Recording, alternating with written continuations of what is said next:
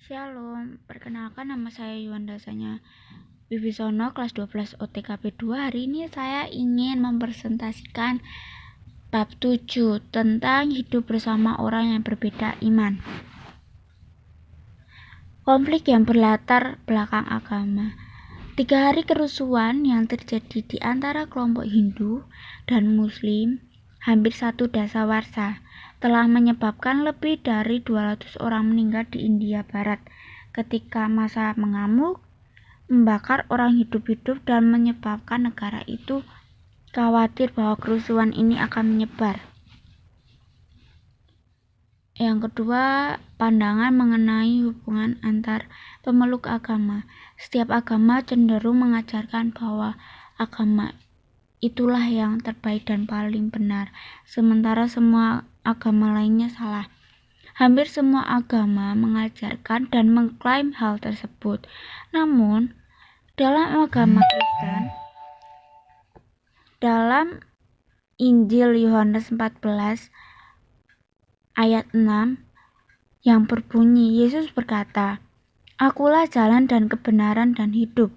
Tidak ada seorang yang datang kepada Bapa kalau tidak melalui aku." Beberapa sikap hubungan dengan beberapa agama. Konflik-konflik kekerasan yang digambarkan semuanya dilakukan atas nama agama. Orang yang beragama lain dianggap sebagai lawan. Konflik di India, contohnya, terjadi dengan latar belakang yang panjang.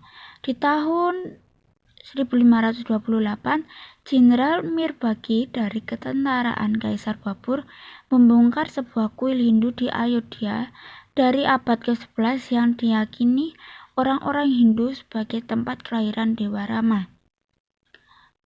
Bagi lalu mendirikan Masjid Babri di lokasi itu.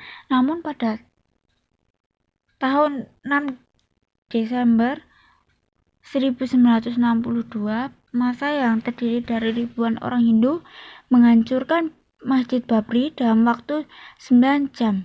Masjid yang berumur 464 tahun itu rata dengan tanah. Kerusuhan pun menyebar di seluruh India dan Bangladesh.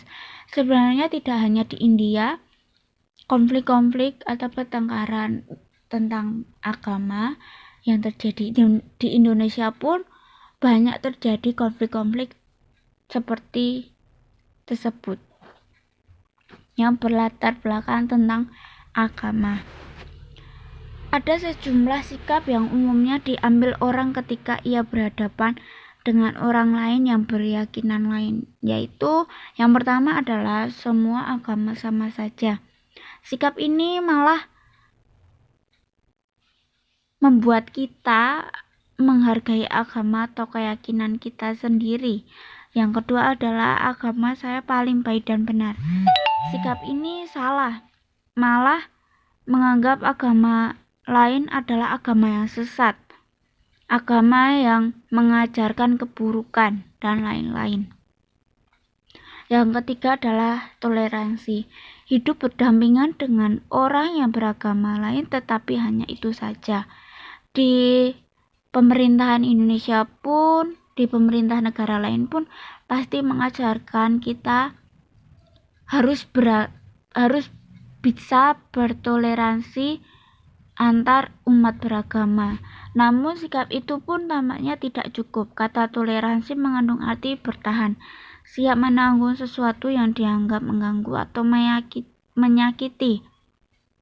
Dengan demikian, agama lain masih dianggap sebagai gangguan dan ancaman. Dan yang terakhir adalah menghargai agama lain. Sikap ini hanya dapat timbul pada diri orang yang dewasa imannya.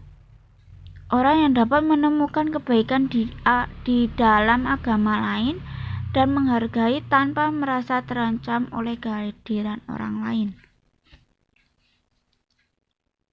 Membangun kebersamaan dan perbedaan. Orang yang hidup hanya di lingkungan orang-orang yang seagama saja dengan dirinya kemungkinan tidak akan menerima kehadiran orang yang beragama lain dan tidak bisa menghargai bertoleransi dengan agama lain. Oleh karena itu, penting belajar tentang kehidupan orang-orang yang berbeda agama dengan kita. Melalui pergaulan itu kita bisa tahu bagaimana keyakinan itu diwujudkan dalam kehidupan sehari-hari dan bagaimana kita bisa menghargai agama orang lain yang berbeda dengan kita. Sekian dari presentasi yang bisa saya jabarkan hari ini. Kurang lebihnya saya minta maaf bila ada kesalahan. Terima kasih dan Tuhan Yesus memberkati.